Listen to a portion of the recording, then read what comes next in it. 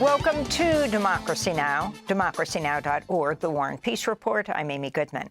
The UN Human Rights Office has accused Israel of systematically violating the laws of war by using heavy bombs to destroy civilian infrastructure in densely populated areas of Gaza. In a new report, the UN office examined 6 Israeli attacks that targeted residential buildings, a school, refugee camps, and a market. The UN verified at least 218 people died in those 6 attacks.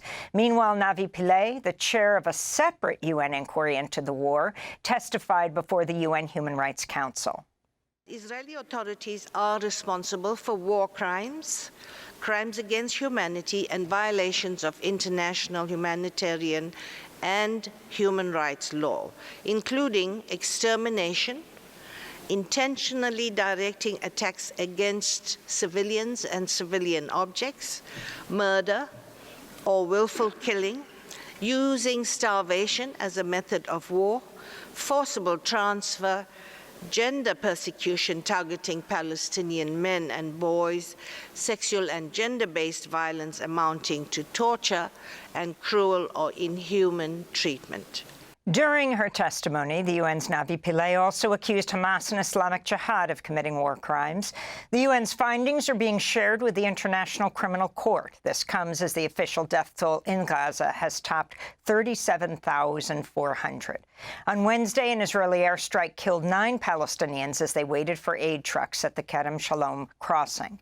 At least 8 more Palestinians were killed in Rafah. Meanwhile, officials in Gaza say Israel's destroyed the Palestinian side of the Rafah border crossing, which connects Gaza to Egypt. The crossing has been closed since Israel seized the area in early May.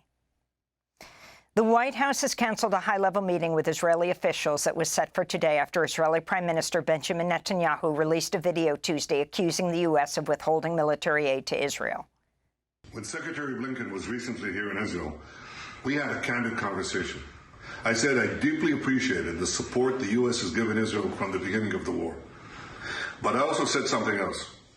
I said it's inconceivable that in the past few months, the administration has been withholding weapons and ammunition to Israel.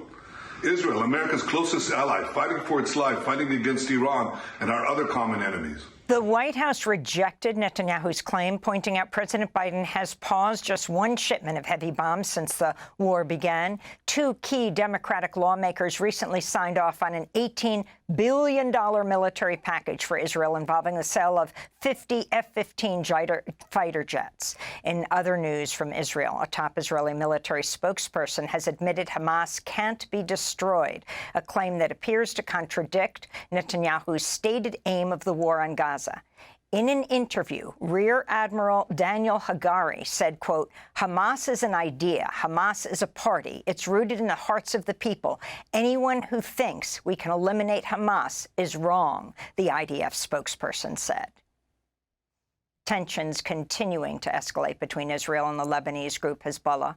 On Wednesday, Hezbollah leader Hassan Nasrallah warned his forces could strike anywhere inside Israel. Nasrallah also threatened to target Cyprus if it allows Israel to use its air bases to attack Lebanon. His warning came a day after Israel's Foreign Minister, Israel Katz, threatened to wage an all-out war against Hezbollah.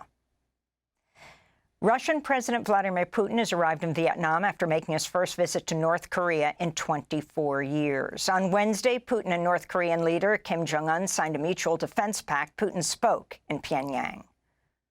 The Comprehensive Partnership Agreement signed today includes, among other, mutual assistance in the event of aggression against one of the parties to this agreement.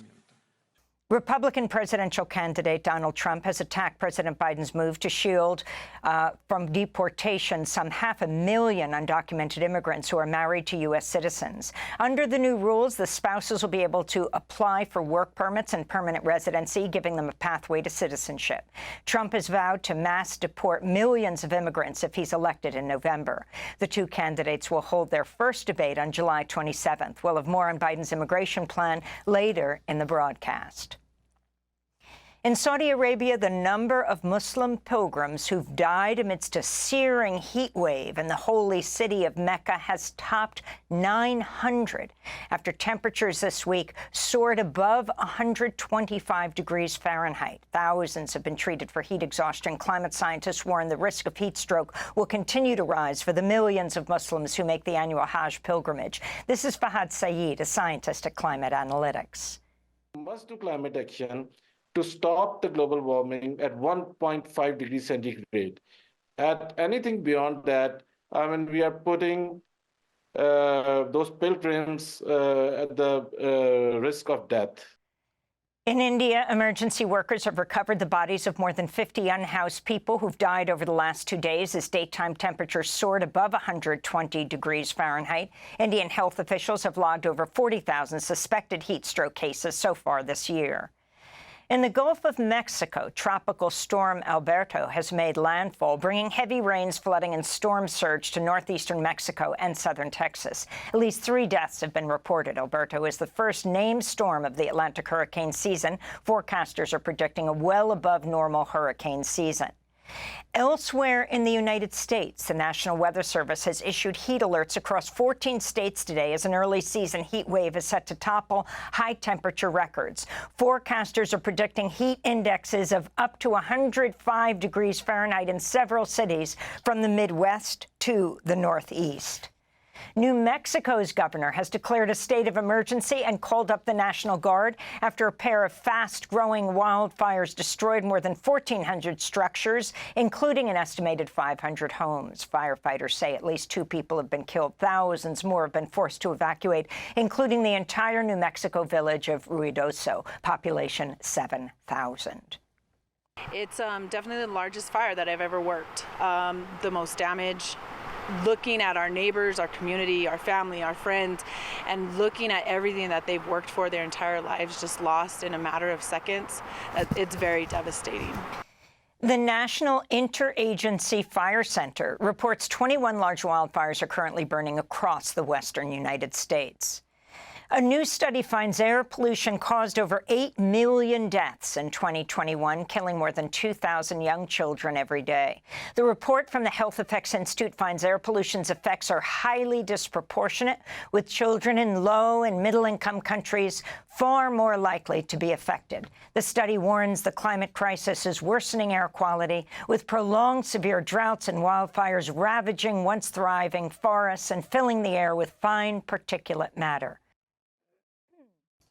In the United Kingdom, 2 climate activists were arrested at a London airport this morning after they doused private jets with orange paint.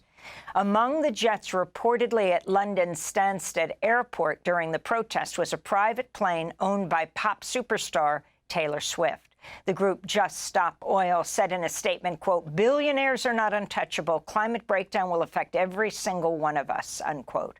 The protest came a day after Just Stop Oil activists sprayed orange paint on the ancient megaliths of Stonehenge. The protesters are demanding the UK government sign a legally binding treaty to phase out all fossil fuels by 2030. French police have arrested 11 people in the Pacific territory of New Caledonia, including the head of the local independence movement, following weeks of protests over voting reforms pushed by France. Thousands of extra French police officers remain on the archipelago. Last week, French President Emmanuel Macron agreed to suspend the reforms. In Sudan, at least 3 people were killed on Wednesday when fighters from the RSF, the Rapid Support Forces, shelled a hospital in Omdurman. Doctors Without Borders reported the shelling injured 27 people. Meanwhile, at the UN, Sudan accused the United Arab Emirates of fueling Sudan's civil war by arming the RSF. In news from Kenya, more than 200 protesters were arrested Tuesday in Nairobi in protests against proposed tax hikes. Police fired tear gas at the crowd and arrested observers from Amnesty International. In response to the protests, Kenyan lawmakers have dropped parts of the controversial bill, including a proposed tax hike on bread. The Biden administration's approved selling 1,000 armed drones to Taiwan as part of a new $360 million weapons package. The sale includes 720 lightweight Switchblade one-way attack drones that have also been used in Ukraine's war against Russia. In Colorado, the shooter who killed 5 people and injured more than a dozen others at an LGBTQIA nightclub in 2022 has pleaded guilty to 74 federal charges, including hate crimes. Prosecutors agreed not to pursue the death penalty in exchange for the deal, which will see the shooter sentenced to 55 concurrent life sentences without the possibility of parole. The shooter's already serving consecutive life sentences after pleading guilty to state murder charges last year. Louisiana's Republican Governor Jeff Landry has signed legislation requiring the 10 Commandments be displayed in the classroom at every public school from elementary to college. The American Civil Liberties Union of Louisiana has vowed to sue on religious freedom grounds. In a statement with other groups, the ACLU said, quote, "Our public schools are not Sunday schools, and students of all faiths or no faith should feel welcome in them," unquote. Under the new law, classrooms must post a copy of the 10 Commandments no smaller than 11 by 14 inches.